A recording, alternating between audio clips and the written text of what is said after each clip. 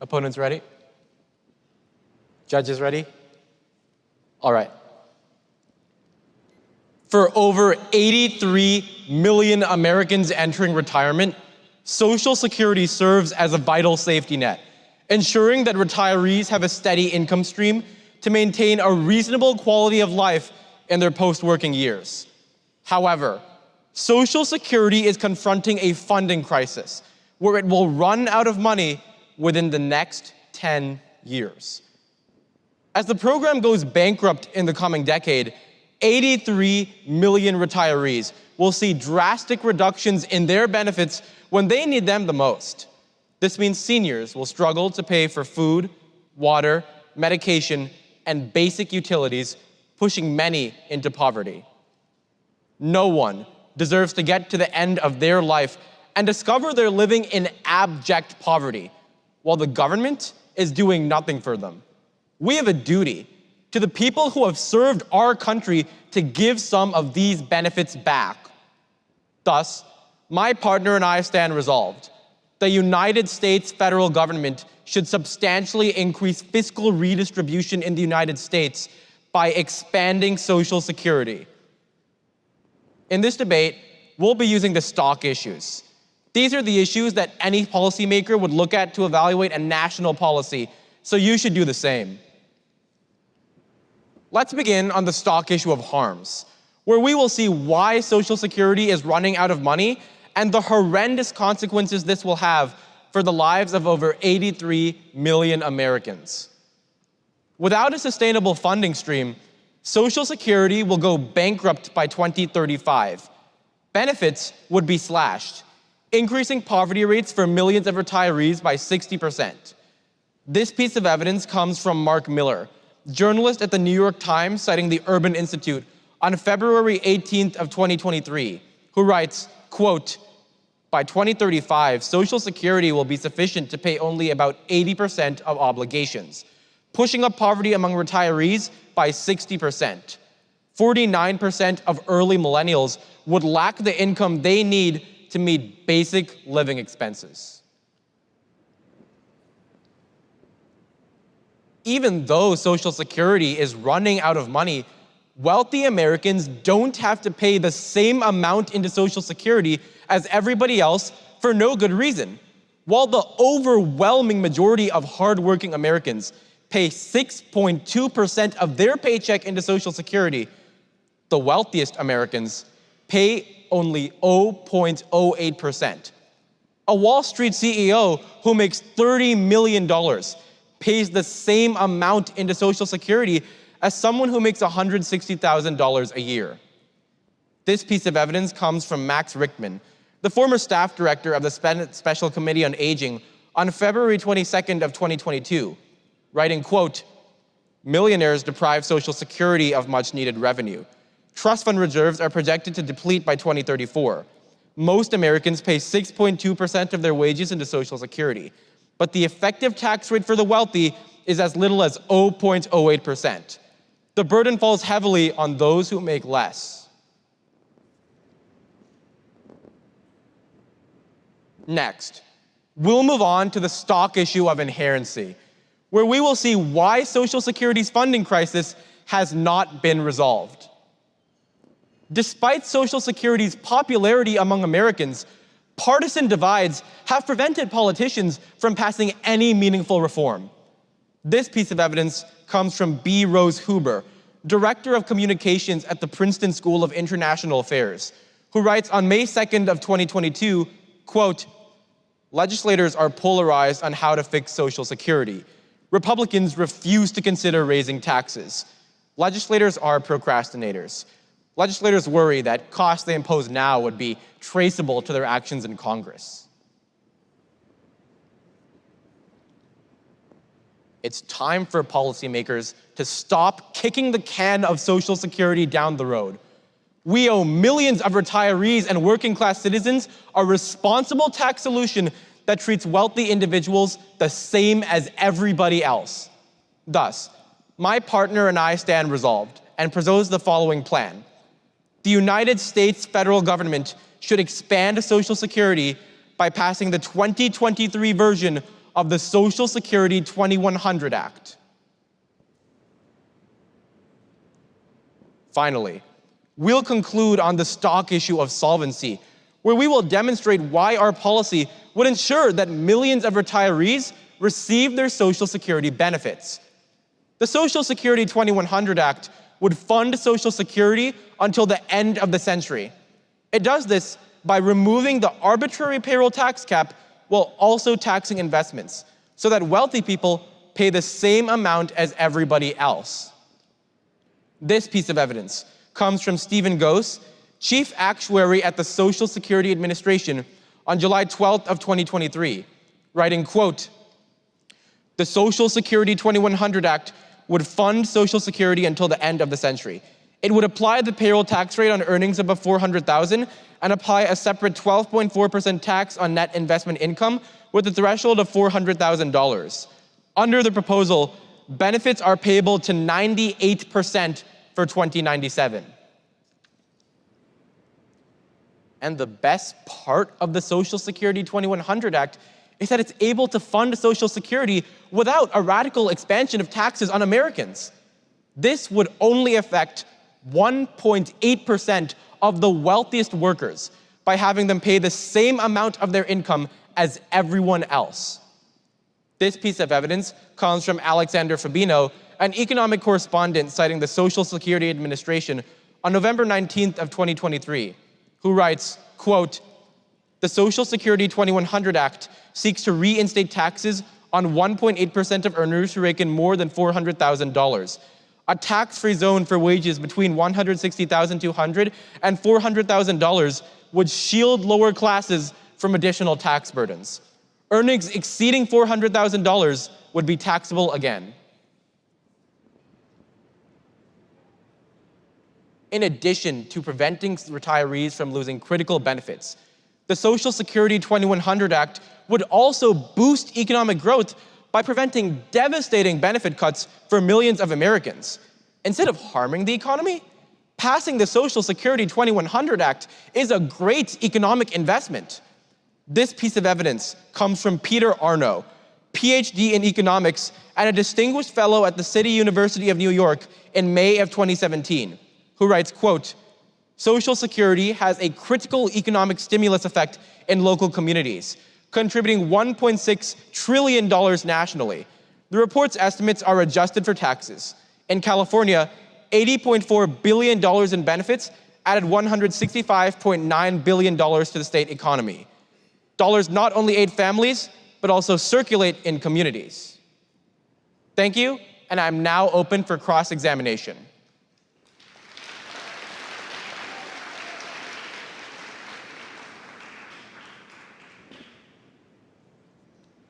Ready for cross-ex? Yes. You've proposed a policy that seeks to permanently fund Social Security by eliminating the payroll tax cap and raising a 12.4% tax on investment income.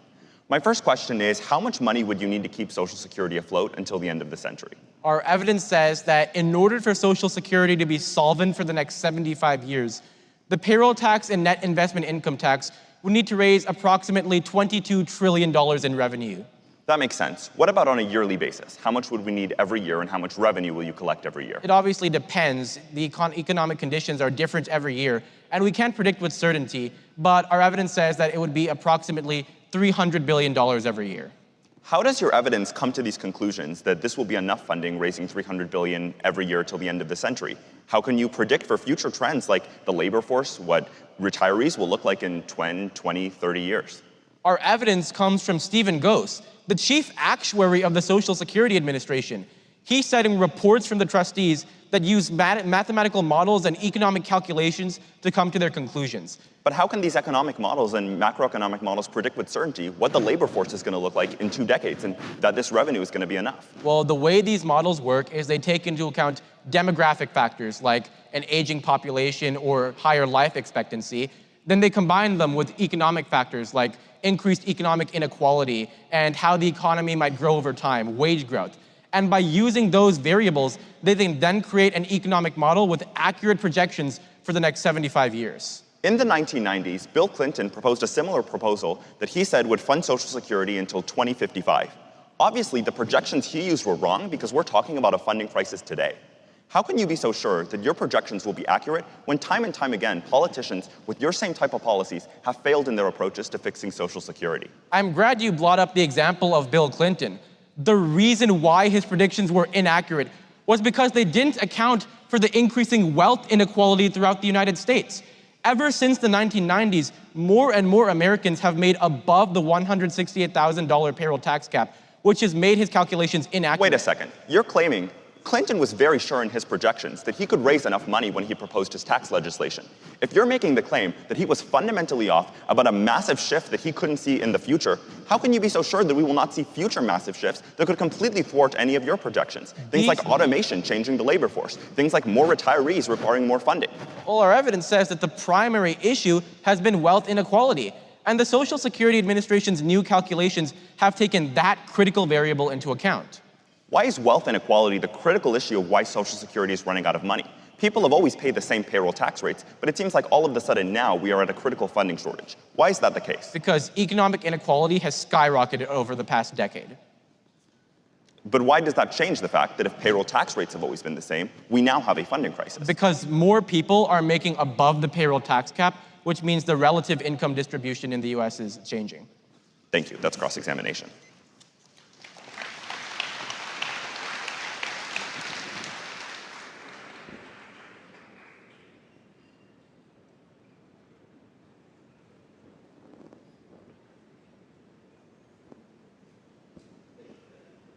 The order of the speech is going to be first an overview, then the stock issue of the disadvantage, then the stock issue of solvency.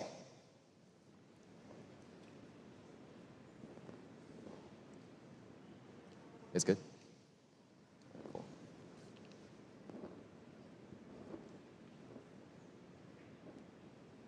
The reason why Social Security is running out of money is not because our tax rates are not high enough, but rather because the number of elderly Americans receiving Social Security benefits has rapidly outpaced the number of taxpayers funding this system. The fundamental problem with the Affirmative team's SS2100 policy is not that it seeks to help retirees, but instead that its trillion-dollar tax hikes are the wrong solution to this demographic problem. Especially when millions of Americans are just recovering from the pinch of an economic recession, now is not the time to be rushing irresponsible taxes that could potentially slow down economic growth just as the United States needs it the most. With that, let's move on to the stock issue of the disadvantage. Under this stock issue, it is the Affirmative team's burden to prove to you that when the United States economy has just barely avoided an economic recession due to responsible economic policy, it would be a good idea to be instating trillions of dollars in taxes onto American workers. If by the end of today's debate, we have proven that there would be catastrophic economic consequences, then you have to be voting negative because we would have disproven the fundamental affirmative thesis that their SS2100 policy is a good investment for the future of America. Now, there are two key reasons for why the SS2100 Act's trillion-dollar tax hikes would be bad for the US economy. First is that it increases the payroll tax rate. Now, the Affirmative team has told you that this only affects 1.8% of Americans. What they have not told you is that every single payroll tax increase rate has to be matched by businesses. Essentially what that means is that even if they're now taxing billions of dollars from American individuals, that means that the employers or the businesses that employ these individual Americans now also have to pay billions of dollars in taxes. The economic effect of that is to cause the GDP to be reduced by 0.6% while cutting jobs by 580,000. This evidence comes from Garrett Watson, a senior policy analyst at the Tax Foundation, who writes in February 28th of this year. The bill would reduce GDP by 1.2%. Half of the negative impact would come from the Social Security tax hike on earnings over $400,000. The second reason why the affirmative plan would be bad for the economy is because it puts in place something called an investment tax. Now, the reason why businesses are able to grow and the reason why businesses are able to succeed is because investors often put capital in these businesses. This capital is what allows these businesses to invest in things like research and development or have the basic capital necessary to produce everyday goods like water or food. If the affirmative plan is now taxing these investments, that gives a financial incentive for investors to start pulling their money out of businesses and therefore decreasing business growth, just as businesses are getting on their feet after this economic recession and after the inflationary crisis of COVID. This evidence comes from Brian Riedel, a senior fellow at the Manhattan Institute, who writes in 2023 that investments are extraordinarily sensitive to taxes, and that a 10% increase in investment taxes would decrease capital by 7%. Now, in their next speech, I assure you that the Affirmative team is going to stand up and tell you that the Affirmative plan is actually good for the economy because it increases Social Security benefits. However, whenever they say this argument, you have to remember that this does not take into account the devastating effect of trillion-dollar tax hikes that the Affirmative plan would have on the United States economy, which would far outweigh any sort of benefit that Social Security benefits would have. Now, let's go on to the stock issue of solvency.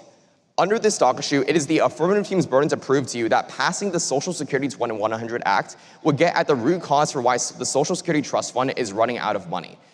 Now, the Affirmative team is right that the Social Security is running out of money, but they are wrong about the reason why. Fundamentally, we are dealing with a demographic issue where there are simply too many elderly people depending on the system, while there are too little taxpayers actually paying the taxes into the system to fund it. In the 1940s, when FDR first instated the Social Security system, he thought there would always be more workers than retirees, and therefore always more tax revenue than the amount of benefits that the Social Security system had to pay out. The difference in 2024 is that is simply untrue. The amount of elderly people depending on the system is skyrocketing, while the number of American workers that are of labor age participation are decreasing, which means that there is not enough tax revenue to fund the system. That means that no matter how much the Affirmative plan would raise taxes, they would never actually be able to fund the Social Security system because the amount of taxpayers would substantially decrease, especially compared to the amount of retirees that is substantially increasing over the next couple decades.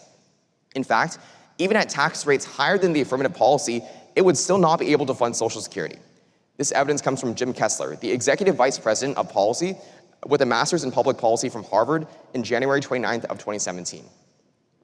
The plan falls 25 years short on solvency, because over the next 2 decades, the number of beneficiaries increases by 50%, while the number of people paying into the system increases only by 15%. This bubble makes increasing benefits difficult and costly.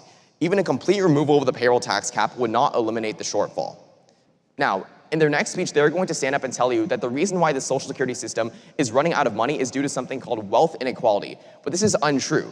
I'm going to read lines from their very own 1AC evidence that indicates that the reason why the Social Security system is running out of money is because of the demographic changes that we've just mentioned.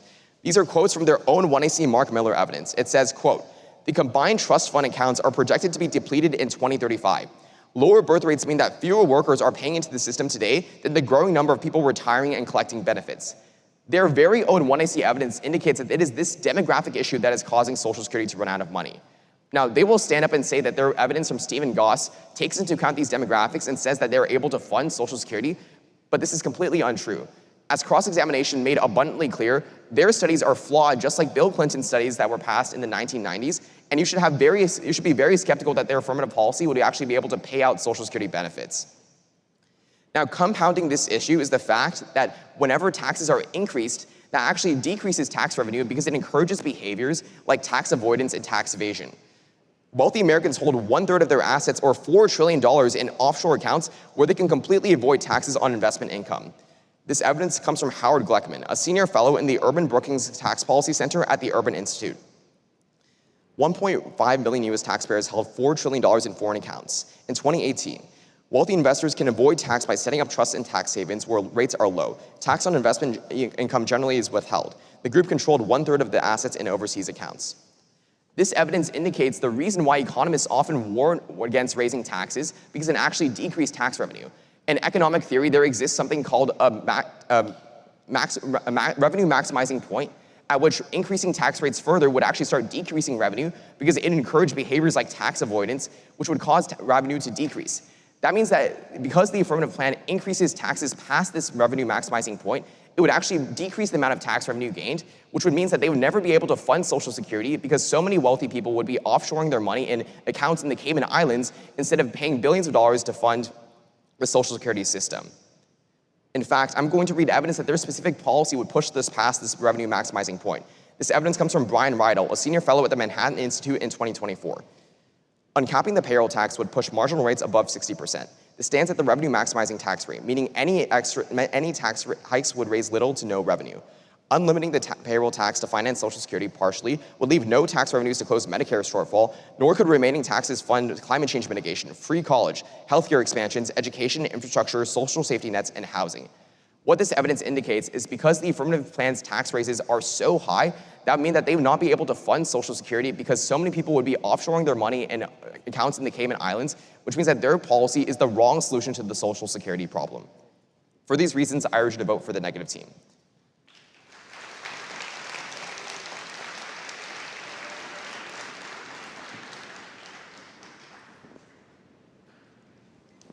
You're open for cross-examination? I am. All right. Is Social Security running out of money? Yes. Will this have devastating consequences for retirees and the overall economy?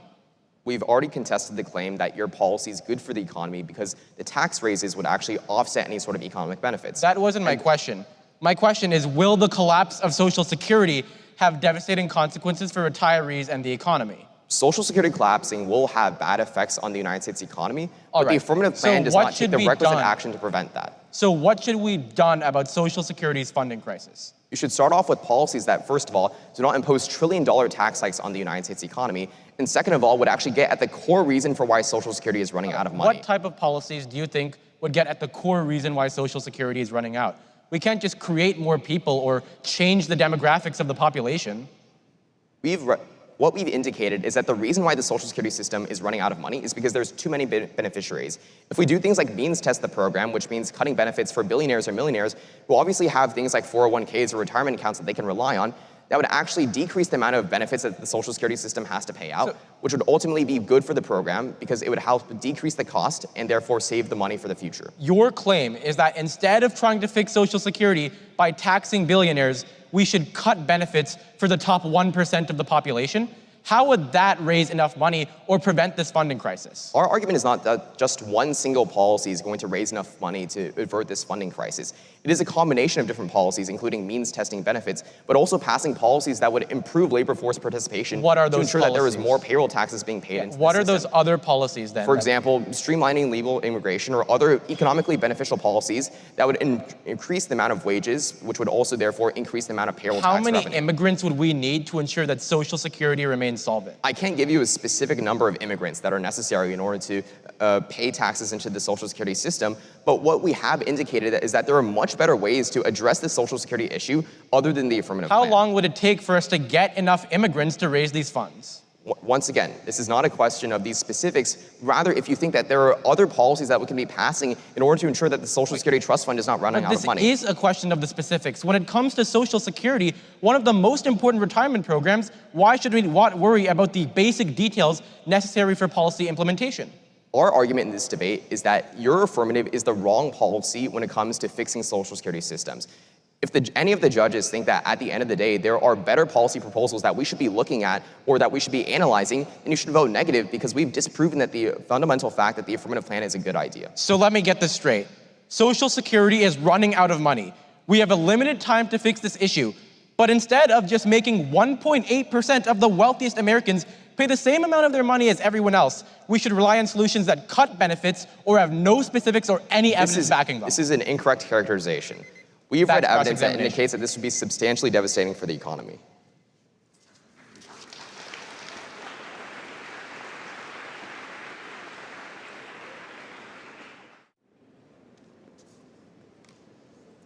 Is everyone good for an order of stock issues? It'll be an overview, the disadvantage, and then solvency.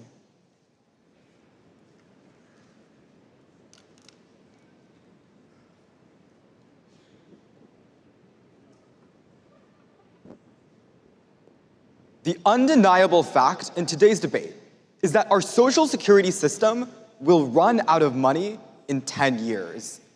That condemns 83 million elderly Americans to having their benefits reduced, putting millions of them into poverty. The negative team would have you believe that we should let the elderly, the same people who spent their entire lives working and paying into the Social Security system, the same people who were promised that their work would be rewarded with Social Security payments at the ends of their lives, simply lose their benefits. Listen carefully to what the negative team is telling you. They're talking about half-baked proposals like means testing Social Security. They're telling you that demographic shifts mean that we're never going to fund Social Security enough.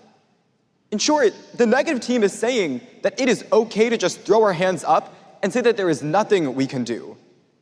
This isn't a radical expansion of taxes that would be disastrous for the American economy. This is a reasonable and modest policy that taxes only 1.8% of the wealthiest Americans who right now are not paying into the system to make sure that Social Security is viable for the next 75 years. Because we believe that elderly Americans deserve better and that this is a smart investment in the economy, you should vote affirmative to pass the Social Security 2100 Act. Now, let's transition to the stock issue of the disadvantage, where we'll show you that if we are considering economic consequences, there is no better policy than the Social Security 2100 Act to prevent the disastrous financial consequences if Social Security benefits were cut and 25% of America was at risk of falling into poverty. First, taxing the top 1.8% would not hurt the economy. The negative team would have you believe that our policy is a radical expansion of taxes on the middle class. But the best part of the Social Security 2100 Act is that only the highest earners in America will pay more into Social Security when we apply payroll taxes to those who earn over $400,000.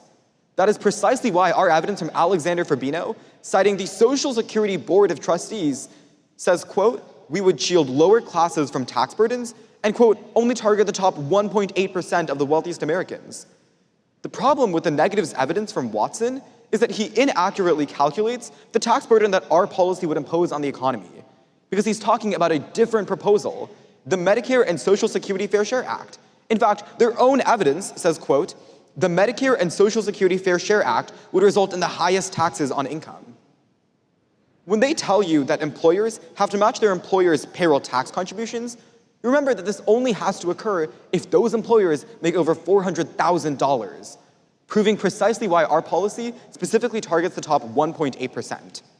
Moreover, here is a piece of evidence that the organization that their Watson author is writing for is the Tax Foundation, which has historically been biased in its predictions about taxes.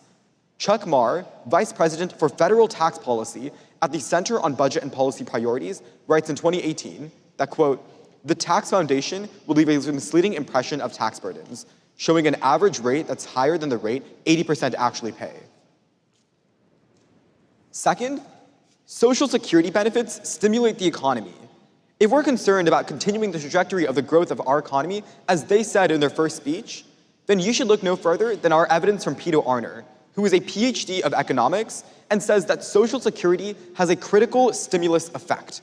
Because elderly Americans know that they will receive their benefits, they can then spend that money on businesses. They can spend that money on their local communities, proving precisely why those benefits will add to our GDP, not detract from it. Third, the net investment income tax is not an onerous burden. An expansion would only affect 1% of people and would not affect small businesses. Here's a piece of evidence from Howard Gleckman, a leading policy tax expert, who writes that, quote, 99% of households would be exempt from the tax because they fall below that $400,000 threshold. Our piece of evidence says that, in short, because these investments that people generally make fall above $400,000, they would not be affected by the net investment income tax. The problem with their evidence is that it is nowhere in context of our specific policy outlined by Stephen Gose. Next, we'll transition to the stock issue of solvency. Under solvency, we'll show you precisely why, even accounting for things like demographic shifts and revenue maximizing arguments, that we will still raise enough revenue to fill the shortfall in Social Security in order to pay out benefits in full to 83 million elderly Americans. The negative's first argument is that because there are more recipients of Social Security than are people paying into the system, we should simply abandon policies that would ensure that we raise enough revenue to pay out benefits for the next 75 years. We have two responses. One, shifts in demographics are not a reason why Social Security is doomed to failure. A shift in demographics is exactly why we need sensible policies that raise reasonable taxes on the wealthy, who are currently avoiding their fair share, so that Social Security can be fully funded for the future. The bottom line is that while demographics have changed, what's really been significant is that the wealthiest Americans make so much more money than everyone else. In fact, in his testimony to Congress, Chief Actuary Stephen Gose himself said that, quote, the primary unexpected change he saw was a large relative increase in wages for the highest earners, proving precisely why the unexpected variable was wealth inequality. 2, here is a piece of evidence that testifies to the fact that the reason why past projections that they cite failed was because they didn't account for rising inequality. Our new projections account for that. According to Alicia Munnell, the Peter F. Drucker Professor of Management Science and a PhD at Harvard in 2019, quote, more than 2/3 of the change in the deficit is attributable to the valuation period. The fact that the increase is due to a mechanical issue should give us knowledge in the accuracy of the actuary's predictions. The remaining 1/3 increase is due to earnings inequality.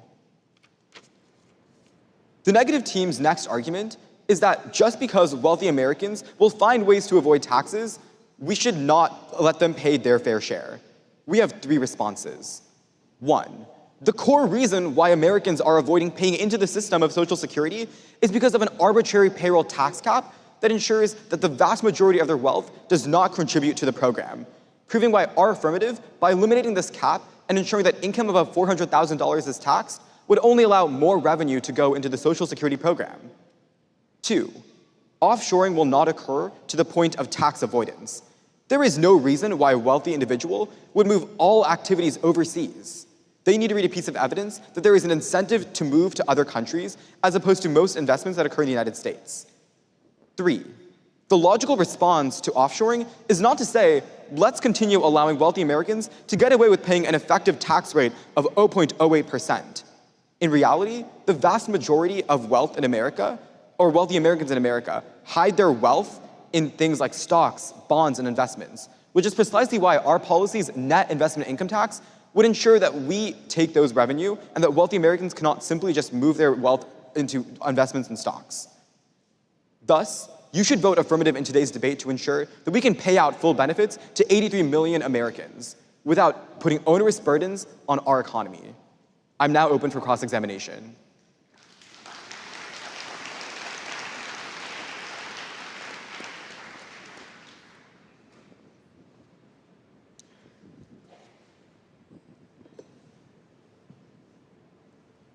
All right, you good? Yes. You've made an argument about wealth inequality, that's the reason why Social Security is running out of money. So I understand why wealth inequality causes maybe the rich to get richer. Why does that mean that tax revenue for Social Security has been decreasing? It means that more Americans are making above $168,000 or the cap on payroll taxes. As a result, more money is not going into the system, it's rather going into the hands of all of these wealthy individuals. So that increases the money that the rich have. Why does that decrease the tax revenue that that Social Security has had for the past couple of decades? Well, that's simply because all of that money that the wealthy Americans are hiding, the vast majority of their assets is hidden in things like stocks, bonds, and investments, which are other places where they can put their money. That money is not going into the Social Security program. Your argument is that Social Security is running out of money specifically because people are hiding their money in investments and stocks? Well, the primary unexpected variable in why we're not getting enough money into the Social Security program is the fact that wealthy Americans are finding other ways to hide their wealth, whether that be investments or whether that be just making more money that goes above the arbitrary payroll tax. Where in your evidence does that ever substantiate the claim that Social Security is losing out on what you've identified as a shortfall of trillions of dollars because wealthy Americans are hiding their monies in stocks? Our evidence from Stephen Gose in his own testimony to Congress said that the primary unexpected variable was wealth inequality. We knew that there were demographic changes that would occur. We knew that the population would change in certain ways, but what we didn't know was wealth inequality. That is something that changes once you pass the affirmative plan. There is a very big difference between wealth inequality and the idea that trillions of dollars are being hidden in stocks and bonds. I'm asking, once again, where can you read a line of your evidence that actually indicates that the reason why this is occurring is because there's so much tax evasion? Like I said earlier, our evidence from Stephen Gose says that the wealthiest of individuals in America are finding other ways to put their wealth in places where payroll taxes cannot affect them. That means that there is less money going into the Social Security system and more going into the hands of these wealthy Americans. If the wealthiest Americans are so dead set on hiding trillions of dollars from the Social Security system, then why would they simply not move their money out of these new investments that you tax and simply move them offshore to other places? Well, there's no incentive for them to go overseas. Well, you All just of said their that they have a activities are massive within the United incentive to States. be moving their trillions of dollars of money away from the social security system because they don't want to be paying these taxes. If that is the current reason why Social Security is running out of money right now, why would they not now have an incentive to simply move it elsewhere where the taxes can't reach their money? Well, that's because all economic activities occur within the United States that are of substance to them. Simply saying that we should just let them get off the hook is irrelevant because we should be able to be taxing the investments in stocks that the wealthiest of individuals in America put their money and their assets. So you're making the claim that wealthy individuals like to keep their money in America, but you've also conceded the evidence that says that wealthy individuals keep $4 trillion in offshore accounts. Once again, where do you have a piece of evidence that ever says that wealthy individuals would actually keep their money in the United States?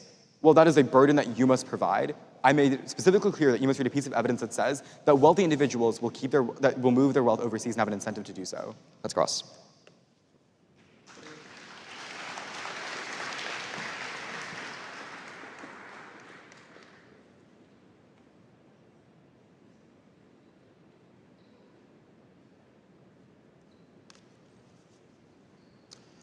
The order of the speech will be the stock issue of solvency. Is everyone ready?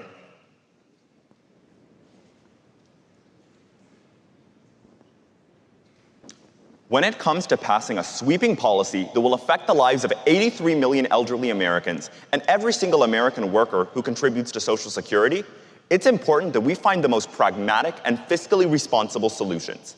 The fundamental problem with the Social Security 2100 Act is that the affirmative team has put all of their eggs into the basket of increasing taxes on the scale of trillions and trillions of dollars, without any certainty that these taxes will be enough to fix Social Security in the long term. The difficulty with these sweeping proposals like S2100 is that they make overly confident predictions about projected costs and revenue that turn out to be dead wrong, while ignoring the disastrous economic consequences of raising trillions of dollars in taxes. Especially when millions of Americans have been feeling the economic pinch of relentless inflation over the past 4 years. We cannot just rush to raise trillions of dollars in new taxes when the SS2100 is bound to be another false promise. This debate is not a question of whether we should do something or nothing, abandon policies or do nothing at all. It's a question of finding the right and most pragmatic policy solutions that get at the root causes of why Social Security is failing without negatively impacting the economy and all Americans. First, let's go to the stock issue of solvency, where the affirmative team has failed to uphold their burden as they haven't shown that the Social Security 2100 Act keeps the program solvent till the end of the century. The reason is because they've misdiagnosed why Social Security is failing in the first place. It's not because the rich aren't paying enough taxes. It's because the demographics of the country look fundamentally different than they do when this program was first introduced. In the 1940s, we had a strong workforce that was able to pay payroll taxes and a relatively limited population of elderly people. Today, that's completely shifted, and we have a much higher percentage of people who are elderly and a much smaller workforce. That's why our piece of evidence from Jim Kessler, who has a master's degree in public policy from Harvard, explains that in 20 years, 50% more people would need Social Security benefits, but only 15% of workers would be added to the labor force that can pay them out. And their own evidence from Mark Miller concedes this because it indicates that lower birth rates are the root cause of why Social Security is failing now. Since these demographic trends are only going to continue in the future, it's obvious that a one-time static tax increases is not going to be a long-term permanent solution. This explains why in 1985, the federal government only spent $256 billion to prop up Social Security, but today, we spend over $1.4 trillion on the program. And in the next decade, those costs are only going to increase and they're going to double at one point. This also explains why Bill Clinton, who proposed a similar tax policy in the 1990s, and he said that this would fund Social Security till 2055, was so wrong. He couldn't account for the fact that the demographics of the country would shift even further, which obviously thwarted his projections. In their next speech, they're going to talk about their piece of evidence from Stephen Goss, who's the actuary at the Social Security Administration, and they're going to claim that it means that demographics aren't the real reason. However, their own solvency advocate is incredibly unsure about the long-term effects of their policy. I will read you a direct quote from Stephen Goss, the actuary that they've been citing. Quote, "The 2022 Trustees Report estimates effects of mid-February 2022. Developments since then have added extraordinary uncertainty about long-term effects." When their own advocate is saying that he has extraordinary uncertainty about the long-term effects of their program solvency, you should be incredibly skeptical that it is ever going to work. In fact, all of their evidence comes from the Social Security trustees and the chief actuary, which has already been indicted by many authors as a flawed source. This evidence comes from Dr. Mark Washonsky, who's another deputy commissioner of the Social Security Administration. He says that the trustees are consistently too optimistic, and other agencies, like the Congressional Budget Office, is, quote, more accurate. Quote, the trustees often overproject. It's very clear that they are relying on the same type of flawed data that has led Social Security policies to fail time and time again in the past. We should not rely on this as a save-all solution to Social Security, especially when we consider its economic effects. All of this begs the question, what are we to do in 10 years, 20 years, or 30 years when we need to raise significantly more money to fund Social Security? Is the affirmative solution to go back to Congress and ask for higher and higher tax increases that continue to hurt Americans? Obviously, this is a fundamentally flawed model of policymaking that never addresses the root cause of why problems are occurring and only seeks to raise more and more revenue to prop up problematic systems. To get at the root causes of why Social Security is failing, we should be implementing solutions that actually can increase our labor force and limit the number of retirees who need this program. We should do things like raise the retirement age so it's in accordance with life expectancy. We should do things like means test benefits, because people who are like Warren Buffett and Elon Musk certainly do not need $1,000 Social Security checks when they retire. Also, we can do things to increase the labor force, streamline legal immigration, and make sure that we have more workers paying into the program. In fact, rather than spiking taxes, reducing benefits for the wealthy who aren't paying their fair share is a much more pragmatic and long-term solution to the program's current shortfalls. This piece of evidence comes from Dr. Stuart Butler, who's a professor of public policy at Georgetown University. What if we recast Social Security as insurance, something that pays out only when things go wrong? We wouldn't want lowest income to get the largest check, enough to keep them out of poverty. Retired Americans with healthy income from assets would get no check at all. Warren Buffett clearly doesn't need a Social Security check. This reform would put the program on secure footing and not allow deteriorating finances. All of this clearly indicates that the affirmative team has chosen the wrong approach to Social Security, especially including its economic effects that my partner will bring up in his next speech. But moreover, the next reason why their policy would not solve Social Security is because they haven't considered the impact that taxation has and what wealthy people do when they're hit with massive new taxes. We've read a piece of evidence from Riedel, which indicates that there's something economists call the revenue maximizing point. That if you push up taxes too high, you can't just collect more revenue, because the natural response of wealthy people and investors is to move their money out of the country. The evidence says that uncapping the payroll tax pushes us above this revenue maximizing point, where we'd start to lose tax revenue as the investors start pulling their money out. We've also read the evidence from Howard Gleckman, which they haven't contested. It indicates that right now, 1.4 million investors have over $4 trillion in money out of the country because they're just trying to escape the same type of taxes that the affirmative implements. When they hit investors by quadrupling the net investment income tax, obviously this will be the natural result. More and more money will be drawn out of the country, which even further impacts the ability to solve for Social Security. If they pull less revenue out of the country, that makes the program's finances deteriorate even faster, and this is clearly the wrong approach. In their last speech, they simply said that the investment tax solved for this because it would prevent them from, not paying their income taxes. But our evidence is specific to the investment tax and indicates that they move their money out of the country, which is the problem. They say that there's no incentive for very wealthy people to move their money out of the country, but very clearly there is. All of our evidence indicates that the wealthy people will not just succumb to these taxes, but they'll move their money out of the country. In their next speech, when they come up and talk about wealth inequality being the root cause of why Social Security is failing, you know that that's not true. Social cross-examination made it very clear that wealth inequality has always been stagnant and the payroll tax rates have always stayed the same. But right now is the first time we're confronting this critical funding crisis.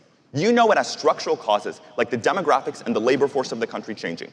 You know their policy does nothing to resolve these problems, which means the only risk in this debate is that the taxes they implement hurt our economy now, at this critical time where we need to recover from the effects of COVID.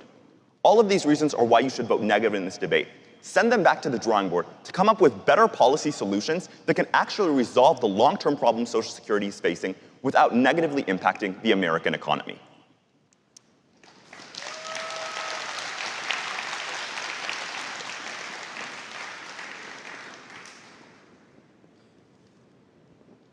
All right. Is everyone ready for cross-examination? Excellent.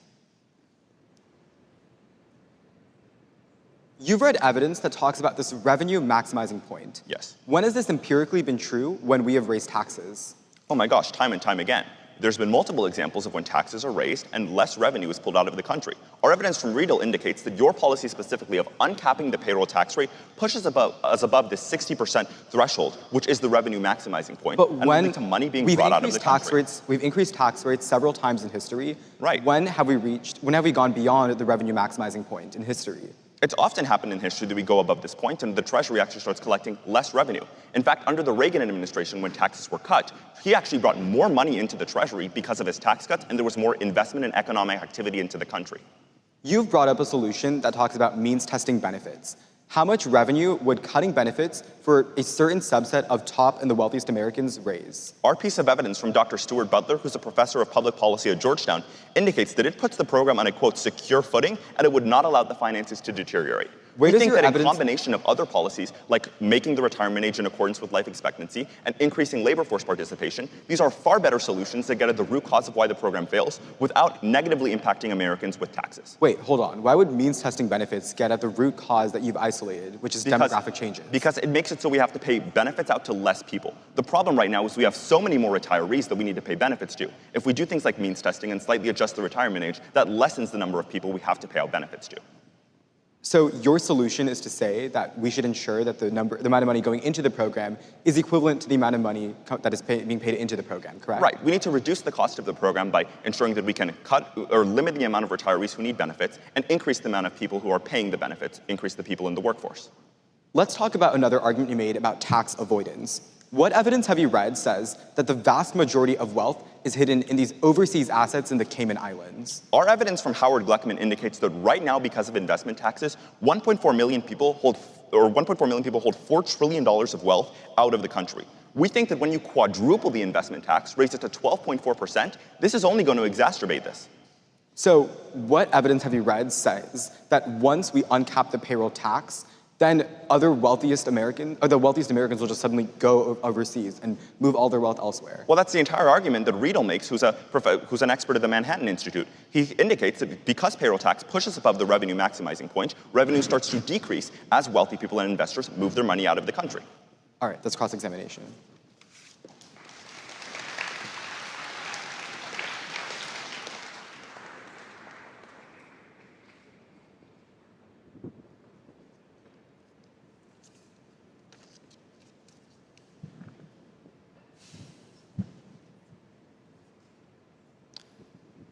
The order of the speech is just going to be the disadvantage. Is good? Wait, what? Just the disadvantage.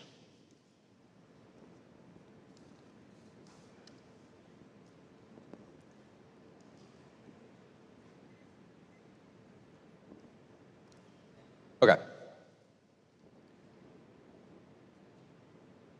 The last thing the United States economy needs, just when it is recovering from the COVID recession, is to turn around and impose trillion-dollar tax hikes on American workers and American businesses. It is not enough for the Affirmative team to stand up here and say that only 1.8% of workers are affected, when economists often warn that these types of taxes have ripple effects that cascade around the economy. And which is why top economists ultimately conclude that policies like the Affirmative plan would cause 580,000 people to leave the labor force. By the end of today's debate, if you think there are better Social Security policies that we should be pursuing that would not have serious economic ramifications, then you should be voting negative to send the Affirmative back to the drawing board and find a policy solution to Social Security that does not devastate the economy. With that, let's go on to the stock issue of the disadvantage. Under this stock issue, it is the Affirmative team's burden to prove to you that we should be risking trillion-dollar tax hikes on the economy for the SS2100 policy, which at this point in the debate, you wouldn't be even actually sure that it'd be able to fund Social Security. Now, they have told you that they only affect 1.8% of workers, but this is an incomplete and oversimplified understanding of the economy. Economists often warn that even fiscal policy that affects just a small portion of the population can have ripple effects that cascade across the economy. In the case of the Social Security 2100 policy, that ripple effect occurs in the way that businesses are forced to match payroll taxes. Now, this is not some minor tax hike like the Affirmative team wants you to think. In cross-examination, they have conceded that their Affirmative plan needs to raise $22 trillion over the next couple decades, which means that under their Affirmative policy, hundreds of billions of dollars would be taxed from the economy every year, and hundreds of billions of dollars of taxes would have to be paid by businesses. There are two reasons why that would be bad for the economy. First, Our evidence from Grant Watson, who's the chief economist at the Tax Foundation, indicates that that would cause 580,000 people to leave the labor force. The reason for that is because businesses have a financial incentive to be offsetting the cost of increased taxes. When businesses are now forced to pay hundreds of millions of dollars in taxes, that means that they want to lay off workers in order to offset that cost. They have said that our evidence from Watson is inaccurate and that it is a bad piece of evidence, but this is untrue. Our evidence is citing their specific provision of raising the payroll tax above 12.4% for people who make over $400,000, which is exactly what is outlined in the Stephen Ghost evidence that they've defended as their solvency advocate. Now, this is not just a one-time decrease in labor force participation, because the way the economy works is that it is cyclical. Whenever the labor force participation decreases, that also decreases the amount of spending power in the economy because people no longer have the wages to be spending on things like water or other basic necessities. That means that business growth slows down because there's nobody buying business goods anymore, which means that their costs increase, which means that they lay off more workers because their business is decreasing. If they lay off more workers, that causes the spending power to decrease even more, which hurts businesses even more, which causes more layoffs, which causes more decreases in spending power, and ultimately causes a cyclical process in which the affirmative plan would cause hundreds of thousands of people to leave the labor force, which is exactly what is described in the 1NC evidence from Garrett Watson. The second reason why the payroll tax would be bad for the economy is because it causes inflationary pressures. Another way that businesses like to offset costs is not just by laying off workers, but also by increasing prices on American consumers. You should ask yourself, just when we've recovered from the inflationary climate of COVID-19, is it really a good idea to return prices to inflationary periods where American citizens are no longer able to afford basic necessities like food and water because the prices are so high? If you think that the affirmative policy would be able to cause that, then you should be voting negative because their policy would be economically devastating.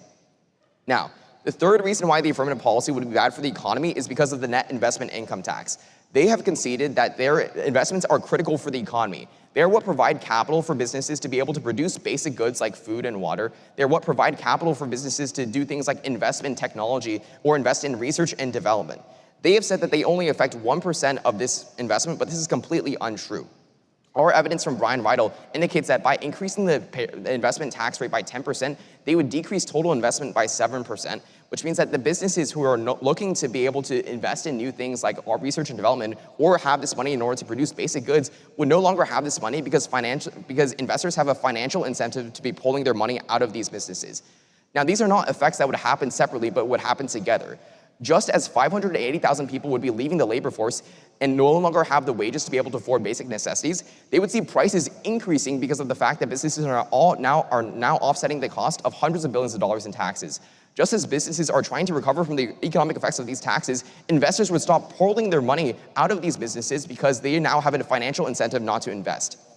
They have said that Social Security is good for the economy, but this is once again untrue. They have conceded the argument that when it comes to these trillion-dollar tax hikes, they would far outweigh any sort of benefit that Social Security would have for the economy, which means that the plan would ultimately be economically devastating.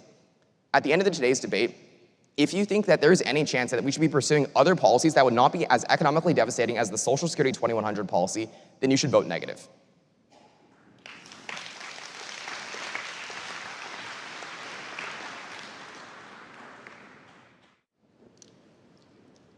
The order of this speech will be the overview, the stock issue of the disadvantage, and then the stock issue of solvency.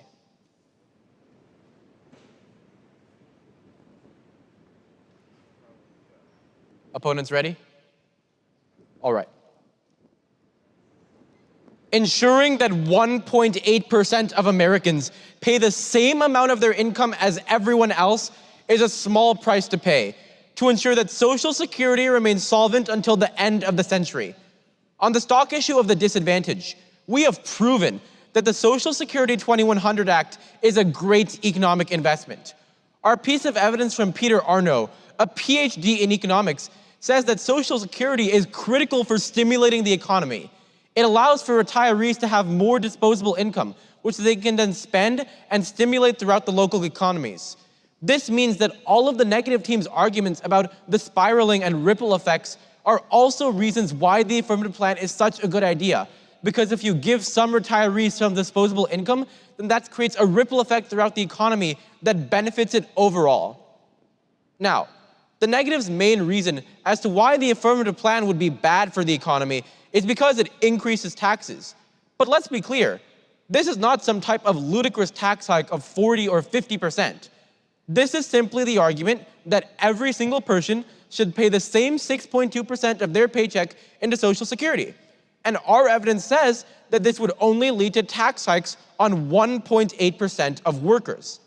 Now, as for businesses, if they can pay most of their employees over $400,000, then they probably also have sufficient revenue to increase tax hikes.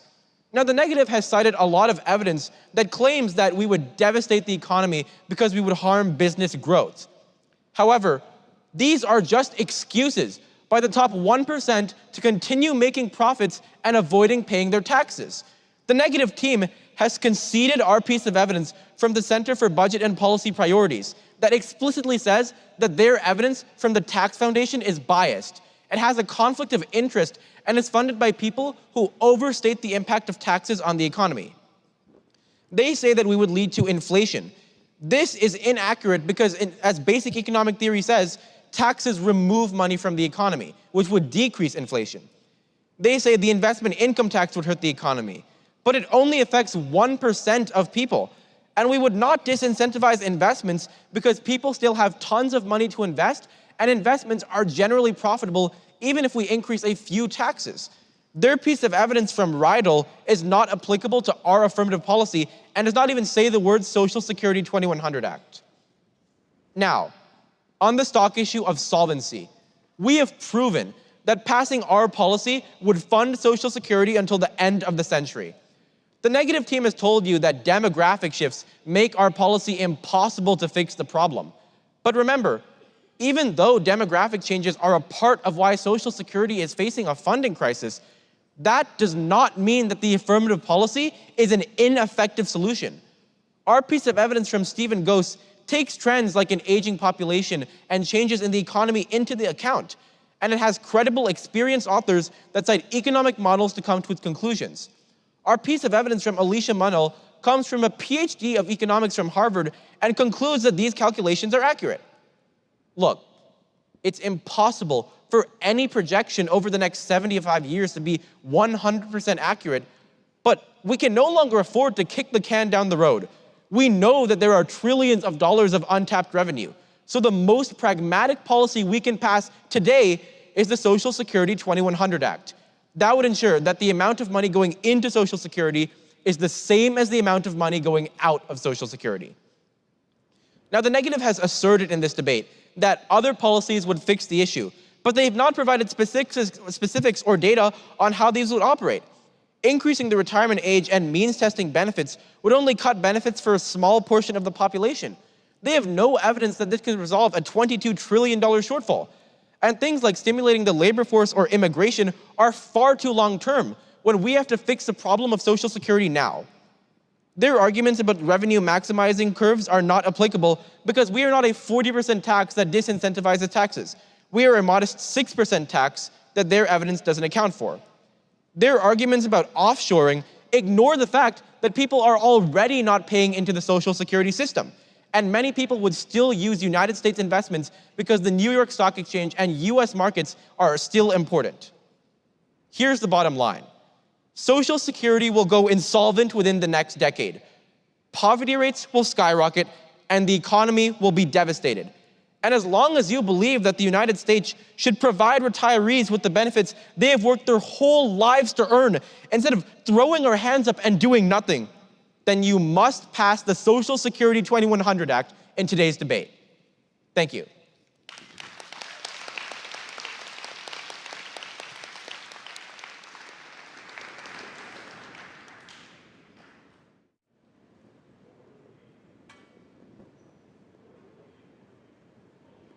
Stock issue of the disadvantage and the stock issue of solvency.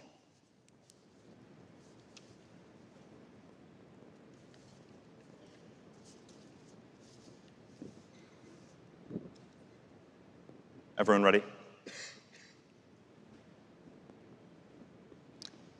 There are three core issues that you should think about when you decide this debate. First, you know that Social Security is a structurally broken program. The program made a lot more sense in the 20th century, when we had a strong, robust labor force and a limited retiree population. But as it currently stands, it will not work in the future. Rather than looking backwards at Social Security and thinking we can continue to fund it with more and more taxes, we need to take a bold step forward and come up with a way to help our elderly Americans in a sustainable and pragmatic way.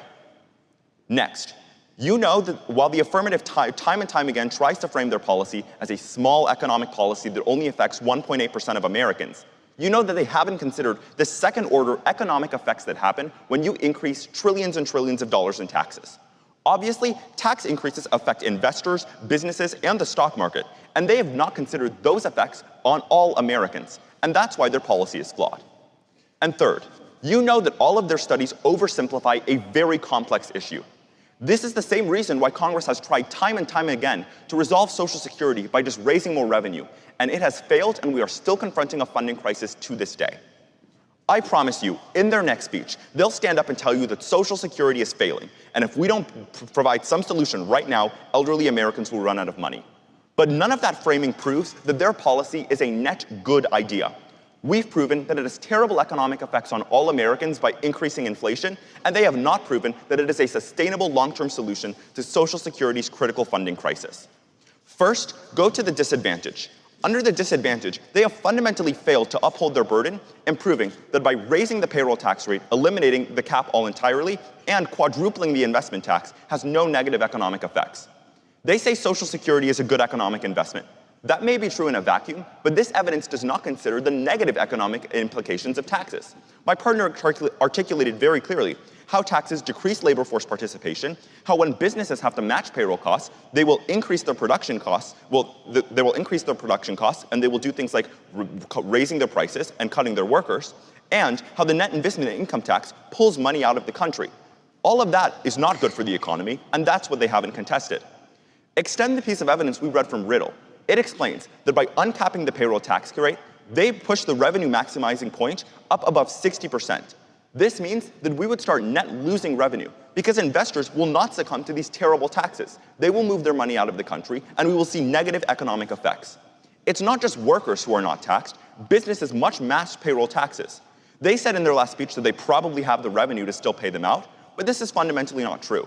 It is obviously within a business's incentive to maximize their profit, and so like they have time and time again, they will push the increased taxes they have to pay onto their consumers, which not only negatively affects elderly Americans, but all Americans altogether. But even if you're not convinced of the disadvantage, you can almost immediately vote negative on the stock issue of Solvency, because they have not met their fundamental burden in proving that they provide long-term solvency to the Social Security Administration. They cited their evidence from Goss, which was predicted by the QNC, but they have ignored the direct quotes that we read that says their own projections have, quote, an extraordinary high degree of uncertainty in their long-term effects. If their own author is extremely uncertain of their policy, you should be too. The fact is, they haven't been able to explain why the program's costs have gone from $256 billion a couple decades ago to over $1.4 trillion today. And you know that one static increase in taxes is not going to solve the program long-term or make it so we don't have these demographic shifts pushing the program up. Until they can explain how raising taxes once will solve for this problem even as demographics continue to balloon, you should never consider voting affirmative. They criticize our solutions, but they have failed to realize that in the negative team, all we have to do is indict their affirmative policy. We've given them better solutions to get at the root cause of why Social Security is failing that are much more preferable because they do not have drastic negative effects on the American economy. They have not responded to our piece of evidence from Dr. Stuart Butler, which said that even if we just cut Social Security benefits for the top wealthiest Americans, that, quote, puts the program in a secure footing and not allow it to deteriorate. We should obviously be choosing investments like that get at the root cause of why the program fails, because there's too many retirees right now, instead of choosing massive tax increases across all Americans that have horrendous negative implications. So at the end of this debate, while they may have good intentions in trying to help elderly Americans, you know that this is not a well-thought-out policy. You know that it does what Congress does so often, and just throw more money at a problem instead of getting at the root causes of why it's failing.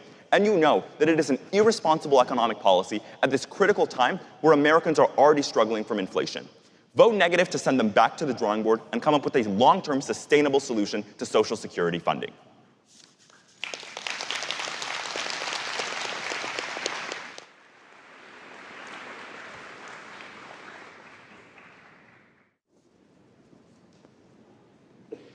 The order will be an overview, the stock issue of the disadvantage, and then finally the stock issue of solvency.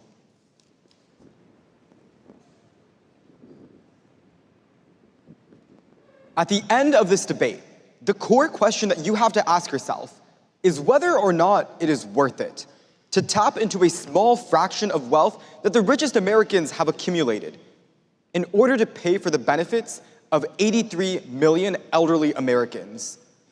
Whether it is worth it to finally force wealthy Americans to pay their fair share when they've been paying an effective payroll tax rate of 0.08%. And whether it is worth it to ensure that our social security system is no longer broken. Look, we are not imposing onerous burdens on taxpayers. The best evidence in this round comes from our evidence from Peter Arno, which specifically says that our tax burden would not be any more than 1.8% of American taxpayers. Go to the disadvantage. Under the disadvantage, we have concretely proven in this debate that if there is anything that we need to talk about in terms of economic consequences, then the Social Security 2100 Act would be the best economic investment to not only stimulate our economy, but to ensure that we do not allow 25% of America to enter abject poverty. Look, our evidence from Peter Arno says that Social Security would be the best economic stimulus that we could ever provide, because it ensures that we increase our GDP through ensuring that elderly Americans contribute more to their local communities, to their stores, to their economies. In this debate, the negative team has simply echoed the same excuses of large corporations that we should just adopt half-baked policies that only cut benefits or that adjust benefits for inflation. To vote on this disadvantage, you had to ask yourself one core question. How does raising taxes on Americans who make over $400,000 affect and spill over to everyday Americans? The only argument they had throughout this entire debate is this idea that employers would have to match payroll taxes. Here is why that is wrong. The only scenario where a business has to increase their payroll tax contributions is if they pay their employers more than $400,000. This does not affect the vast majority of corporations. The vast majority of corporations don't pay their employers more than $400,000. That disproves all their arguments as to why there is a spillover effect to other companies and why large and other corporations would only hurt the economy. And that is precisely why our evidence says that only 1.8% of everyday taxpayers are affected. That is exactly why their own evidence from the Tax Foundation is incredibly biased and is funded by the largest corporations who want to avoid these taxes. The debate on the disadvantage comes down to evidence quality. We have read evidence that's from the Center for Budget and Policy Priorities that says that their evidence from the Tax Foundation is incredibly biased, whereas we have read concrete evidence from Peter Arno that says that only 1.8% of workers would be affected. When it comes to the net investment income tax, remember that this debate also comes down to evidence. We have read a specific big piece of evidence that says that less than 1% of workers would be affected because the net investment income tax only affects investments that are over $400,000. The problem with the evidence they've read in this debate is that it is not applicable to our specific version of the net investment income tax, proving exactly why their policies or their arguments are all ludicrous on the question of whether or not our affirmative causes increases in taxes and onerous burdens for our economy. Finally, under the stock issue of solvency, we have concretely proven in this debate that even with factors like demographic changes and perhaps some uncertainty in our predictions, the best investment to ensure that recipients of Social Security do not lose their benefits is making sure that more money goes into the system. When they tell you that there are demographic issues, you should remember the moment in cross-examination when the negative team said that the right solution must ensure that the amount of money going into the system must match the amount of money that we pay out. And that is precisely what our policy does. Our piece of evidence from Stephen Gose, the chief actuary of the Social Security Administration, takes into account things like demographic changes and says that in his own congressional testimony that the only variable missing is wealth inequality. When they tell you that there might be some uncertainty in our predictions, remember that there are certain things that you know. With Social Security, you know that the program will be insolvent by the year 2033 if we do nothing. You know that the program needs action now rather than later. It's not enough for them to simply point out one line in our evidence when Stephen Gose cites different methodologies and statistics to conclude that the Social Security 2100 Act will raise enough revenue. And finally, when it comes to means testing benefits, they did not cite any data that explains how much money they would raise. Look, this debate is very, very easy to adjudicate. You know for certain that it is clear that elderly Americans rely on Social Security benefits, and that if we allow their benefits to be cut, poverty rates for elderly Americans would increase by 60%. Thank you.